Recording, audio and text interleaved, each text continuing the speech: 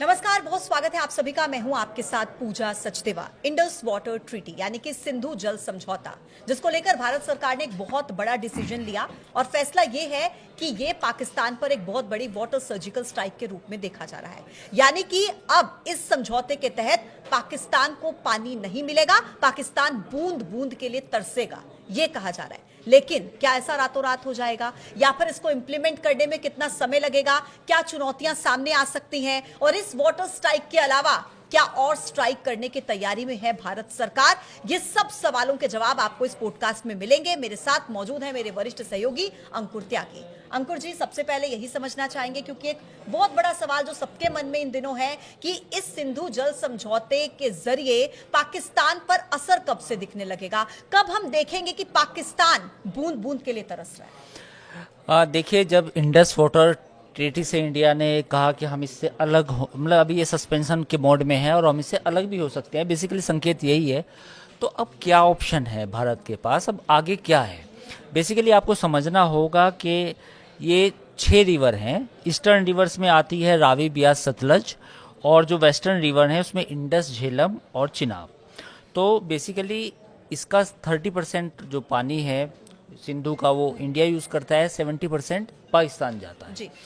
तो पाकिस्तान में सिंधु को ये माना जाता है कि पंजाब से होते हुए, सिंध होते हुए, क्रीक से होते हुए ये पूरा जो पाकिस्तान की प्यास है वो बुझाती है। खेती जो होती है पंजाब में, जो पाकिस्तानी पंजाब है, वो काफ़ी, वहाँ पे इरिगेशन जितना होता है वो भी इस नदी के पानी से होता है।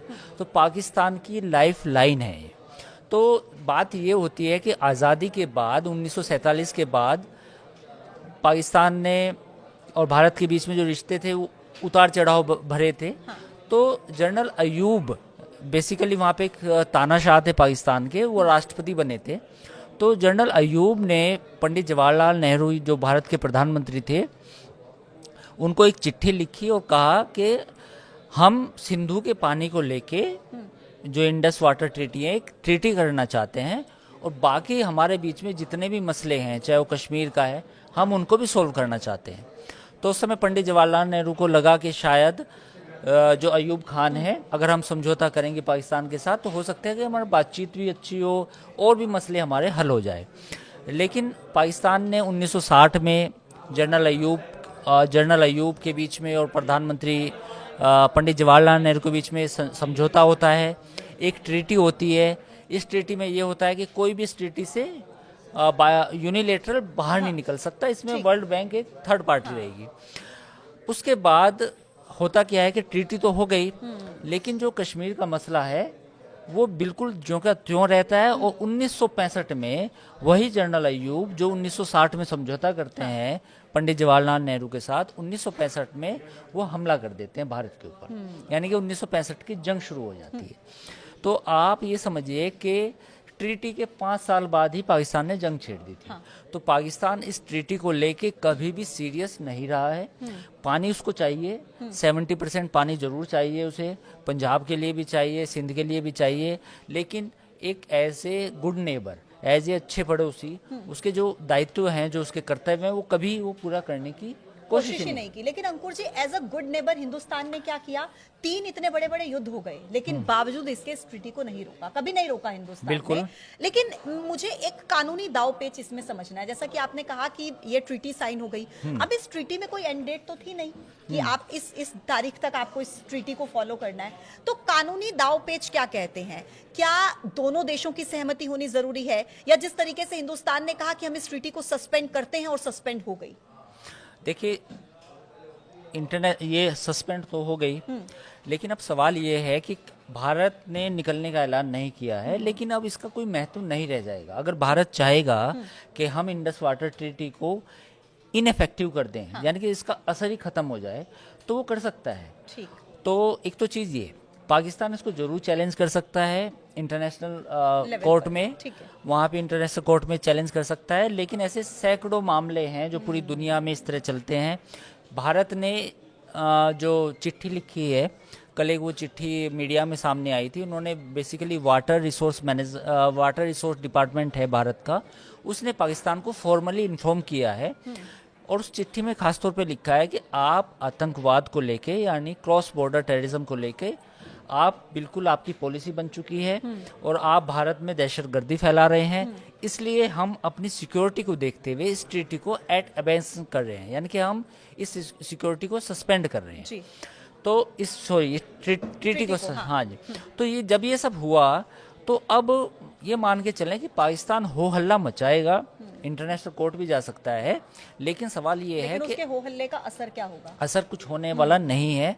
अगर भारत ये फैसला कर लेगा कि हमें इस ट्रीटी को बिल्कुल नल एंड वॉइड करना है, जिसका कोई मतलब नहीं रह जाएगा, तो वो होके रहेगा। ठीक है। उसके लिए कोई डरने की जरूरत नहीं है। ठीक है अंकुर जी, एक सवाल जो मुझे लगता है कि इस वक्त जो भी हमें देख रहे हैं हर किसी के मन में होगा कि भाई आप इस ट्रीटी को अगर रोक रहे हैं तो फिर ये जो इतना सारा पानी है ये कहाँ जाएगा? क्योंकि हमें डैम्स की जरूरत होगी, जलाशयों की जरूरत होगी, रातों रात तो ये प्रक्रिया हो नहीं सकती। तो कहीं ऐसा ना हो कि हिंदुस्तान में बाढ़ जैसे हालात हो जाए, क्या करेगी सरकार? बेसिकली सिंधु जब निकलती है लद्दाख से तो डैम चेक एक जगह है वहाँ पे, तो अगर हमें इसे रोकना है तो कहीं ना कहीं बांध तो बनाने पड़ेंगे। हाँ। और वो बांध कहाँ बनेंगे? वो बांध वहाँ से बनेंगे जहाँ से ओरिजिन है सिंधु का। तो जो डैम चेक है जो तिब्बत से बेसिकली ओरिजिन है, तो वहाँ उस इलाके में हमें डैम बनाने पड़ेंगे। उसके बाद जब ये नीचे आती है नदी, इसमें कुछ और ट्रिब्यूटरीज होती हैं जो सहायक नदियाँ वो भी मिलती हैं, वहाँ पे भी डैम बना सकते हैं। तो लेकिन ये सवाल ये है कि इतना डैम ऊंचाई पे बनाना काफ़ी टाइम लग सकता है उसमें, और काफ़ी रिस्की भी है। हाँ। दूसरा पॉइंट ये है कि छोटी छोटी कैनाल से पानी को डाइवर्ट किया जा सकता है, या पानी इतना कम कर दिया जाए।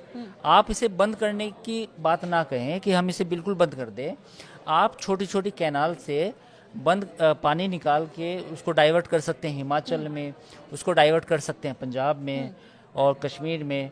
तो वो आप कर सकते हैं, उसमें कोई दिक्कत नहीं है। हाँ। तो लेकिन ये पूरा प्रोसेस जो डाइवर्जन का है, पानी के डाइवर्जन का है, इसमें समय लगेगा ठीक। और इसमें पैसा भी लगेगा। दोनों चीज़ें हैं। हालांकि दोनों कैपेबिलिटीज़ इंडिया के पास है, ठीक। क्योंकि हमने श्रीनगर में और बाकी जगह भी जितने भी अब हाइड्रो प्रोजेक्ट चल रहे हैं तो वो पूरी मतलब हम पहाड़ों पे चल रहे हैं, तो वो कोई इशू नहीं है, but it will take time. उससे पहले भारत क्या कर सकता है कि जो पानी 70% हम उनको दे रहे थे, उसकी मात्रा फौरी तौर पे कम की जा सकती है, चाहे वो 10% हो चाहे वो 20% हो। ठीक है। तो ऐसा भी किया जा सकता है। ठीक है अंकुर जी, देखिए अब पाकिस्तान पर इसका असर कब से दिखने लगेगा? एक सवाल ये भी है, क्योंकि जैसा कि हम कह रहे हैं कि एक बहुत लंबा प्रोसेस है, इसमें समय लगता है, लेकिन कब ऐसा होगा कि हम देखेंगे कि पाकिस्तान में पानी की वजह से दिक्कत हो रही है, लोग पानी के लिए तरस रहे हैं, क्योंकि अब लोगों को तभी सुकून मिलेगा? अंकुर जी, नहीं, देखिए बात अभी पाकिस्तान की जो गवर्नमेंट है उसको सोचना चाहिए कि हम अपने पड़ोसी के साथ सही तरीके से रहें, हम ऐसे हालात पैदा ना करें कि जो दोनों देशों के बीच में तनाव जैसे संबंध हो। अब आप देखिए जिस तरह का एस्केलेशन हुआ है, अनफॉर्चुनेट है, बेकसूर लोगों को मारा गया, उनके माथे में गोली मारी गई जिनका कोई कसूर भी नहीं था।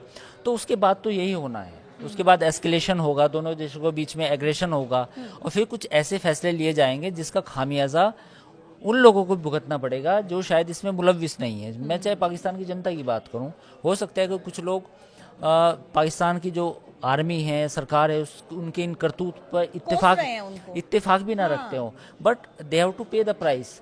अब उनको भी इस पर प्राइस पे करना पड़ेगा।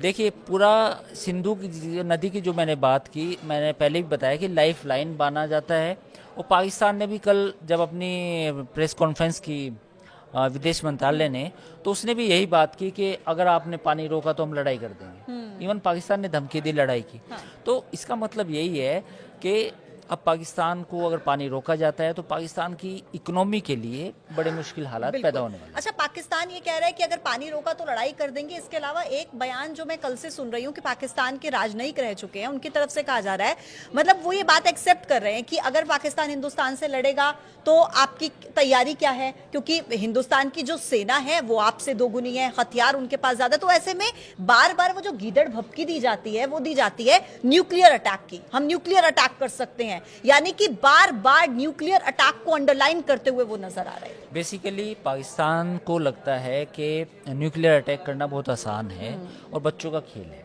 और चलिए पाकिस्तान ने सपोज करें, मैं मानता भी हूँ कि 1 या 2 बम गिरा भी दिए इंडिया के ऊपर, तो उसके बाद तो इंडिया तो उससे दुगना है, तो इंडिया फिर 2 की बजाय 10 बम गिराएगा, फिर क्या पाकिस्तान का नक्शा बचेगा? तो ये मूर्खों जैसी बातें करना कि हमारे पास एटम बम है। सवाल ये है कि ये नौबत आती क्यों है? सवाल ये है कि आप कन्वेंशन वॉर पे भरोसा करें ना। आपको लगता है कि आपको लड़ाई ही करनी है, आप जंग चाहते हैं, आप दो कौमी नज़रिया पेश करते हैं आपके आर्मी चीफ, तो आपको फिर समझना चाहिए कि आमने सामने वैसे लड़ लें। अभी एटम बम की धमकी देना, एटम बम के बाद में क्या होगा, बम गिरने के बाद क्या होगा, लेकिन इतना दिमाग तो लगता नहीं वहाँ ठीक पर है, किसी के पास है। तो उसके बारे में तो सोचना चाहिए कि अगर वहाँ पर इतनी पॉपुलेशन पूरे साउथ एशिया में अगर इसका शिकार होंगी एटम बम का, तो कितने बुरे हालात पैदा होंगे। तो मुझे लगता है कि इनको सोचना चाहिए इन बातों को। और अब मुद्दा तो ये था कि पाकिस्तान को पहले ये हरकत नहीं करनी चाहिए थी, बार बार आतंकवाद की। लेकिन अब जब चूंकि भारत ने एक पोजीशन ली है कि भाई हम अटैक कर सकते हैं, मिलिट्री ऑप्शन भी है हमारे पास, डिप्लोमेटिक जितने भी स्टेप्स हो सकते थे वो सब उठाए हैं, तो नाउ अब पाकिस्तान के एक तरह से पाले में गेंद है कि वो अपनी गलती या तो मान ले कि हाँ ठीक है, स्टेट एक्टर्स या नॉन स्टेट एक्टर जिसने भी ये काम किया है उसको भारत को सौंपे खुद। लेकिन अब सवाल ये भी है कि खुद आर्मी चीफ ही इसमें शामिल है। DGISI को बोला होगा आर्मी चीफ ने कि जाओ ये सब कर दो, तो बड़ी बुरे हालात हैं। अगर कहीं का जो आर्मी चीफ है जनरल मुनीर जैसा कोई इंसान हो, तो उनसे एक्सपेक्टेशन क्या रखी जा सकती है? आप जैसा कि आप कह रहे हैं ना कि भाई ये तो मूर्खों वाली बात है जो कह रहे हैं कि न्यूक्लियर अटैक, लेकिन उनकी मूर्खता पर इतना तो मुझे लगता है आप भी भरोसा कर सकते हैं कि अगर ऐसा करने का उन्होंने सोच लिया कि भाई, तो वो इतना थोड़ा ना सोचेंगे कि आफ्टर इफेक्ट्स इसके क्या होंगे। नहीं, बेसिकली यही प्रॉब्लम है पूरी दुनिया के सामने। अब लोगों को लगता है कि इजराइल ईरान को क्यों नहीं परमाणु बम बनाने दे रहा, अमेरिका ईरान को क्यों नहीं परमाणु बम बनाने दे रहा। क्योंकि जब आप ये सोच लेते हैं कि मुझे तबाही करनी है, अपनी भी करनी है, दूसरे की भी करनी है, तो जब ये मेंटेलिटी होती है तो फिर सवाल उठते हैं। पाकिस्तान को मुझे लगता है कि ये सोचना चाहिए कि ऐसे नौबत क्यों आए। आपने पुलवामा किया, आपने उससे पहले उरी किया, उससे पहले अब ये पहलगाम हुआ, तो ये 3 बड़े बड़े इंसिडेंट हुए। और आपको मालूम था कि इंडिया की अब पॉलिसी ये है कि अगर कोई इस तरह की टेररिस्ट अटैक होगा तो इंडिया विल रेस्पोंड। तो आपको सोचना चाहिए था कि इसके आफ्टर इफेक्ट्स क्या होंगे। तो मैं बहुत सारे इस तरह जो आपने देखा, मैंने भी ट्विटर पे, एक्स पे बहुत सारे बयान देखे हैं फौजी जर्नल्स के, जो जर्नल हैं वहाँ के पाकिस्तान के, वो ऐसी लंबी लंबी छोटी छोटी बातें कर रहे हैं कि ये हो जाएगा, वो हो जाएगा, हम पाकिस्तान फर्स्ट यूज़ कर दे तो न्यूक्लियर अटैक का तो क्या होगा। भाई आप करेंगे तो बाकी क्या, हम क्या, मतलब क्या करेंगे हम? इंडिया भी तो करेगा, तो फिर क्या होगा? पूरी तबाही जो मचेगी उसका जिम्मेदार कौन होगा?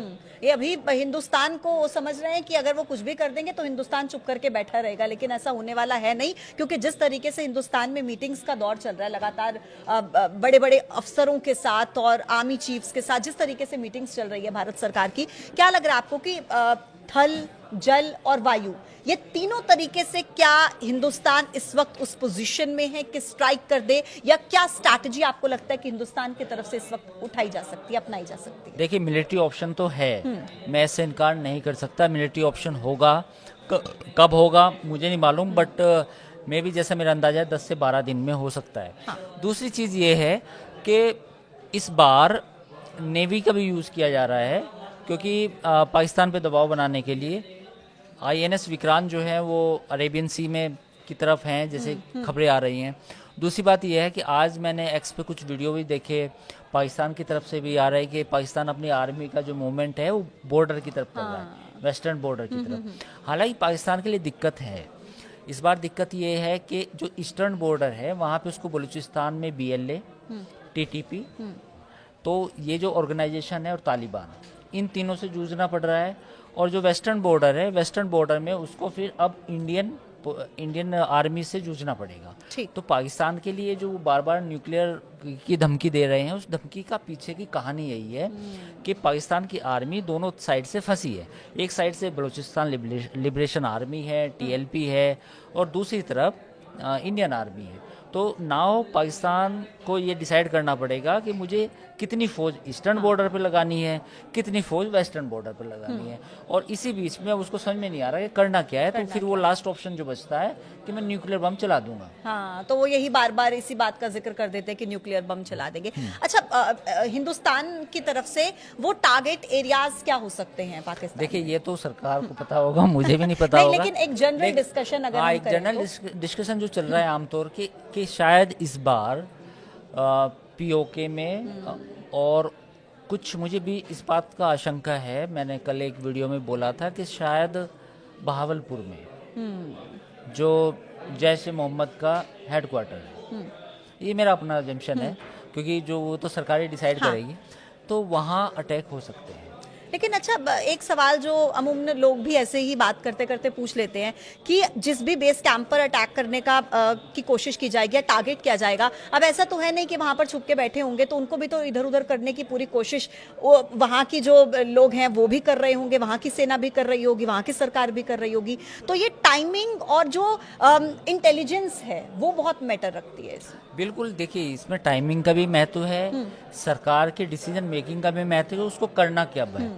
हम आप रोज डिस्कस कर सकते हैं कि कहाँ होगा, यहाँ होगा, वहाँ होगा, पर इट डजंट मैटर, इसका कोई मतलब नहीं है। हाँ। सवाल ये है कि जब गवर्नमेंट को, इंटेलिजेंस को ये लगेगा कि यहाँ पर इस पर्टिकुलर पोजीशन में इतने लोग टेररिस्ट हैं, इतने लोग बैठे हैं, इतने लोग यहाँ रोज रहते हैं, हाँ। और ये वही लोग हैं जिन्होंने बार बार टेररिस्ट एक्टिविटीज में पार्टिसिपेट करते हैं, वो आते हैं, तो then they will choose a target, then they will attack on. लेकिन होगा जरूर, ऐसा लग रहा है। बिल्कुल, ये तो इमिनेंट है। मतलब ये तो ऑब्वियसली होगा। ये 10 से 12 दिन लग सकते हैं, या ज़्यादा 2 हफ्ते।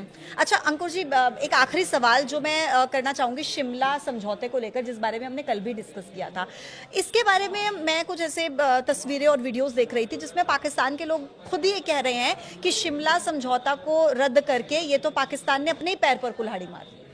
हाँ, इसका वैसे कोई मतलब नहीं रह गया था। शिमला समझौते का मैं क्या था, बेसिकली ये था कि आपकी जो पोजीशंस हैं वो हैं, हमारी पोजीशन ये रहेगी, हम कोई भी इश्यूज को, बायलैटरल इश्यूज को आपस में मिल के डिस्कस करेंगे, कोई थर्ड पार्टी नहीं होगी।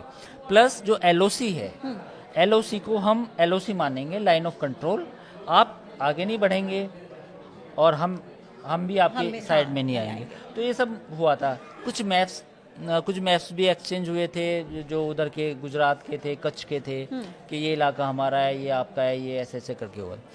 तो अब लेकिन उसका कोई महत्व नहीं रह गया। शिमला समझौते के बाद आपने करगिल किया, करगिल में लड़ाई हुई, उसके बाद और भी बहुत मसले हैं, मुंबई में आपने अटैक किया, आपने कहाँ माना, आपने कहाँ डिस्कस, आपने डिस्कस नहीं किया कुछ कि हाँ हमारे कुछ इश्यूज हैं। कश्मीर आप कहते हैं, कश्मीर के अलावा बहुत मुद्दे थे, कश्मीर भी डिस्कस कर सकते थे, इंक्लूडिंग भारत हमेशा यही कहता था कि पहले आप बाकी मुद्दे सोल्व कीजिए, हम कश्मीर भी डिस्कस कर लेंगे 1 by 1 अगर आपको लगता है तो। बट पाकिस्तान हमेशा यही कहता था कि कश्मीर सबसे पहले डिस्कस करेंगे। Kashmir is a juggler when, है ना। और ये जगलर वेन के चक्कर में ही बिल्कुल ये पूरा मुल्क, मैं क्या बताऊं कि 1947 से ये इनका जो ऑब्सेशन है कश्मीर को लेके, और वो जो ऑब्सेशन ऐसा है कि वो आज तक ख़त्म नहीं हुआ। जितने भी जनरल आए, मुशर्रफ आए, जियाउल हक आए, अयूब खान आए, और अब ये आसिम मुनीर आए, इससे पहले बाजवा आए, इससे पहले कियानी आए, सबका ऑब्सेशन कश्मीर था। और कश्मीर का एक ऐसा चूरन इन्होंने बांटा है अपनी आवाम को कि वो बार बार वही चूरन दिया जाता है कि देखो जी हमने कश्मीर लेना है, 4 जंगें भी कर ली हमने इंडिया के साथ, उसके बाद भी कुछ मसला हल नहीं हुआ। तो ये चूरन बेचता रहेगा पाकिस्तान, और मसला कश्मीर तो कभी मिलने वाला है नहीं, कश्मीर कभी मिलने वाला भी नहीं है, इनके ख्वाबों में भी नहीं आएगा। उसकी वजह ये है कि आप अपना, अब वॉरफेयर जब होता है, जब लड़ाई होती है, वो मिलिट्रीली नहीं होती, वो इकोनॉमिकली भी होती है। किसी भी लड़ाई में कौन सा मुल्क कितने लंबे टाइम तक सस्टेन करता है, और ये तो पहले से ही ऐसा मुल्क है जो भुखमरी से मर रहा है। बिल्कुल, आप 2 साल पहले डिफॉल्ट पे था पाकिस्तान।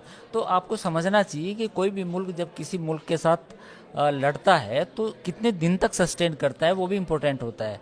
तो ये सब तमाम बातें, इनके जो सपने हैं, जो चूरन बेचा जाता है पाकिस्तान में कश्मीर का, वो आज भी बेचा जा रहा है। और मुझे उम्मीद है कोई स्टैंड में कोई तब्दीली नहीं है, वो आगे बेचा जाएगा। ठीक है, यानी कि कुल मिलाकर भारत सरकार का स्टैंड क्लियर है, स्ट्राइक तो होगी ही, लेकिन क्या वो प्लान्स हो सकते हैं, इसको हम बैठकर सिर्फ डिस्कस कर सकते हैं, लेकिन जब होगा वो आपके सामने होगा, वो हमारे सामने होगा। पाकिस्तान की गीदड़ भभकियों से हिंदुस्तान डरने वाला नहीं है।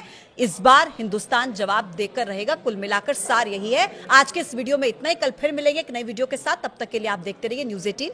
नमस्कार।